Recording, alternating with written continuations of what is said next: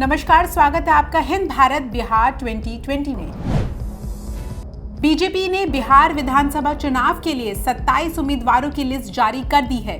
BJP में हाल ही में शामिल हुई शूटर श्रेयसी सिंह को जमुई से टिकट दे दिया गया है। बिहार चुनाव के लिए बीजेपी ने 27 सीटों पर सर्वाधिक 16 सीटों पर भूमिहार, राजपूत और ब्राह्मण चेहरे उतारे हैं। इसके अलावा ओबीसी, दलित और अति पिछड़ों को भी साधने की कोशिश की गई है।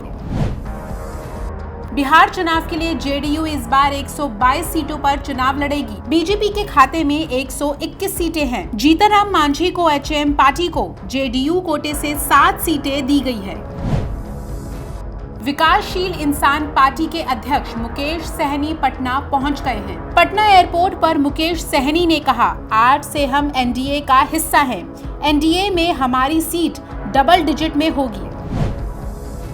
बिहार चुनाव में कांग्रेस ने पहले चरण में 21 सीटों के प्रत्याशियों के नाम की घोषणा की। सभी को सिंबल बांट दिए गए हैं। पटना के कांग्रेस ऑफिस में देर रात किया गया नामों का ऐलान।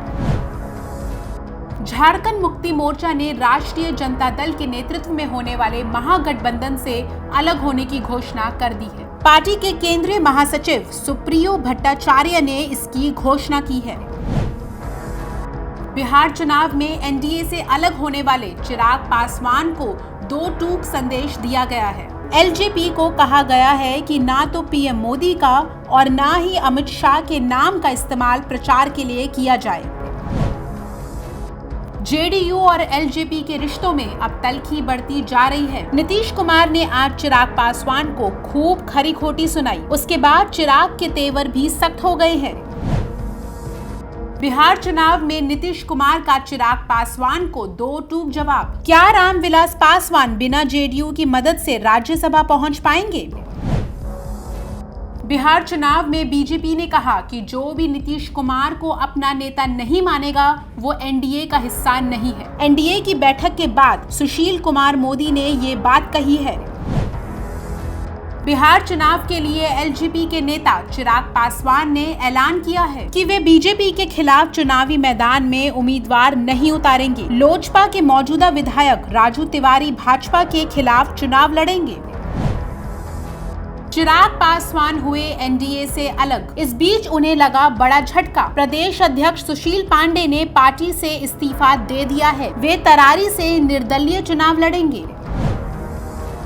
बिहार चुनाव में महागठबंधन के साथ जुड़े लोग धीरे धीरे छोड़ते जा रहे हैं। आरएलएसपी और वीआईपी के बाद अब जेएमएम ने अकेले चुनाव लड़ने का ऐलान किया है। बिहार चुनाव में अब नामांकन को लेकर अब मात्र 2 दिन ही बचे हैं। इन 2 दिनों में कई दिग्गज समेत कई दलों के प्रत्याशी नामांकन करेंगे। इसी कड़ी में आज हम अध्यक्ष जीतनराम मांझी अपना नामांकन भरेंगे। बिहार चुनाव के लिए आरजेडी ने पहले चरण के चुनाव के लिए प्रत्याशियों का राजनीतिक गणित का पूरा ध्यान रखा है। मुस्लिम यादव यानी MY समीकरण को साधने के साथ ही पार्टी ने दलितों, अति पिछड़ों पर भी फोकस किया है। चुनाव के लिए आरजेडी ने 17 मौजूदा विधायक को फिर मैदान में उतारा है। वहीं नए चेहरों को भी उतार दिया गया है जो पहली बार चुनाव के मैदान में है। पूर्व विधायकों और दूसरे दलों से आए लोगों को भी निराश नहीं किया गया है। बिहार चुनाव में नामांकन के 6वें दिन एक अलग ही नजारा दिखा। दरअसल नेताजी भैंस पर बैठकर नामांकन पर्चा दाखिल करने पहुंचे। पालीगंज में इसकी पहचान एक सामाजिक कार्यकर्ता के रूप में है।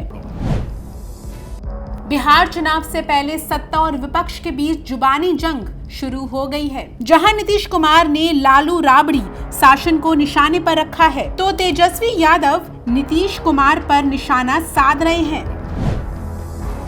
बिहार चुनाव की घोषणा के बाद शराब की मांग काफी बढ़ गई है। इसे लेकर शराब तस्कर भी काफी सक्रिय हो गए हैं। अभी हाल ही में यूपी बॉर्डर से बिहार लाई गई करीब 11,000 लीटर शराब को नष्ट कर दिया गया है। मुजफ्फरपुर के 5 गांव के लोग वोट का बहिष्कार करेंगे। इन गांव में करीब 30,000 लोग रहते हैं। लोग चंदा इकट्ठा कर वहां से बने चरचरी पुल के सहारे आवागमन कर रहे हैं। बिहार बुलेटिन में फिलहाल इतना ही। आप देखते रहिए हिंद भारत, जहां नहीं रुकता खबरों का सिलसिला। खबरों में बने रहने के लिए चैनल को सब्सक्राइब करें और ये बेल आइकन जरूर दबाएं।